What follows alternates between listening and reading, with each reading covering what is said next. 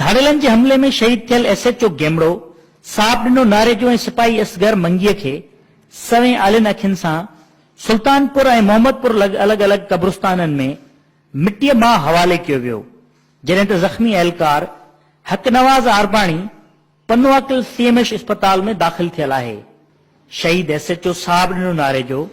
कुछ ॾींहं पहिरियां ई घोटकी ज़िले जे गेमड़ो थाणे ते मुक़ररु थियो हो। गेमड़ो जे कचे वारे इलाके में रहंदड़ धाड़ेल कादरी चाचड़ मीर शेख ऐं संदसि टोले ख़िलाफ़ कुछ महीना अॻु ऑपरेशन करण ऐं गिरफ़्तारियुनि तां धाड़ेलनि जे टोले ऐं साहब ॾिनो नारे जो विच में छिक ताण हलंदड़ हुई। साहब ॾिनो नारे जो जे गेमड़ो थाणे ते ॿीहर मुक़ररीअ बैदि धाड़ेलनि जे टोले पारां खेसि हितां बदिली कराए वञण जूं धमकियूं बि ॾिनियूं हुयूं, पर पुलिस में बहादुरीअ जे हवाले सां चङी सुञाणप रखंदड़ साहब ॾिनो नारे जो धाड़ेलनि जी कंहिं बि धमकीअ में न आयो ऐं हुन पंहिंजे फर्ज़ जी अदायगी जारी रखी त खेसि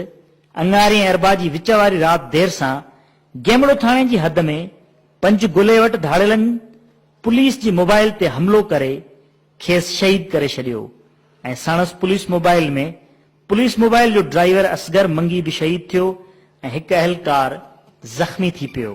साहब ॾिनो नारे जो धाड़ेलनि जे हमले में 8 गोलियूं लॻण सबबि शदीद ज़ख़्मी थियण बावजूद बहादुरीअ सां